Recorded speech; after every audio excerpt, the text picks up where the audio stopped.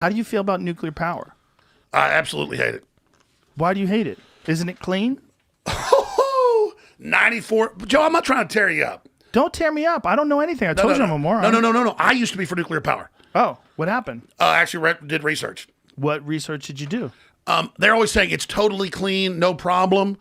But then you can look at the UN's own numbers, which I believe, the International Atomic Energy Agency. Look this up, CBS News. 94% of nuclear plants are leaking at dangerous levels. Look this up. Pause. Jamie, 94% of nuclear power plants are leaking at dangerous levels.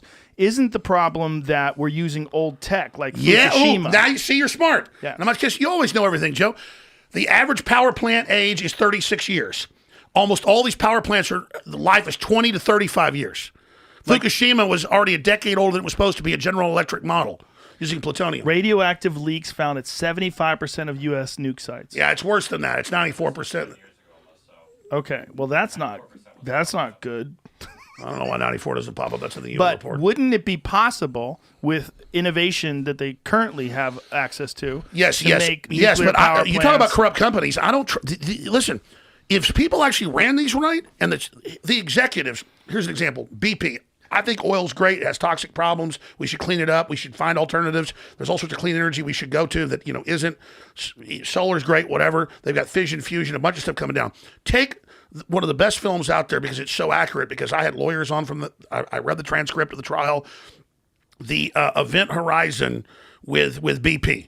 They literally have all these degreed engineers out there, and BP calls them up from England to Houston and says, you're spending $25 million a day on this super deep experimental well.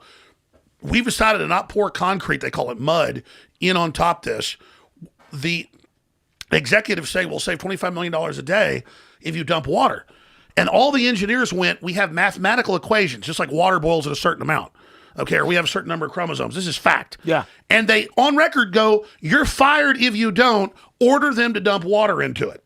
So they follow the order, dump water in for 5 days, and it blows up because water didn't have enough pressure to hold what was going to be coming out when they finally hit that giant oil and gas deposit down there at 20,000 feet under the ground or whatever it was. Super deep well. It was deeper than that.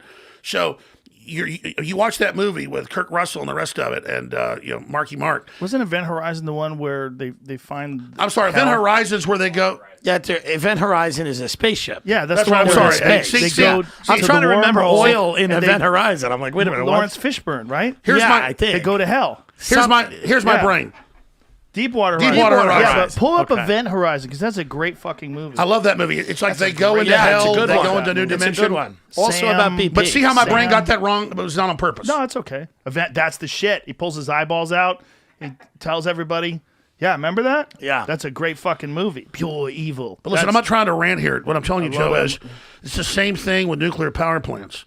Why would the executives at BP order their engineers to do something that was going to blow up? They just said, you engineers are full of crap. We're going to make money. They might just be arrogant engineers on Adderall and they made a big mistake? Well, no. Yeah, that's what happened. Could be. That's what happened. That is what happened?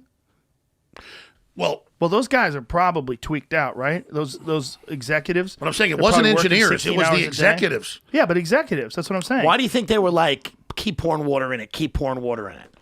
Because they were insane. Right. I mean, that's what I'm saying about these nuclear... So the engineers are at the mercy of these executives who don't have the degrees the engineers have, and they made a crucial error, and they forced the engineers to do something that was ultimately... And so I was agreeing with you about we should listen to scientists and engineers.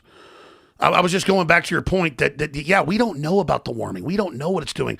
The models they all use on warming factor out the sun. Right. And you can't factor out the sun in an equation. I've had other scientists that factor the sun in, and they think, despite all we're doing, that within the next 200 years we're going to a very serious deep ice age. I think Alex's point is that in all of these things, there are legitimate things. COVID has there are real things. People are getting sick. Global warming, to an extent, I'm sure is happening. Of course, it's happening. But then there are also nefarious characters that want to use that to take away your freedom. There are people that don't want you owning a car.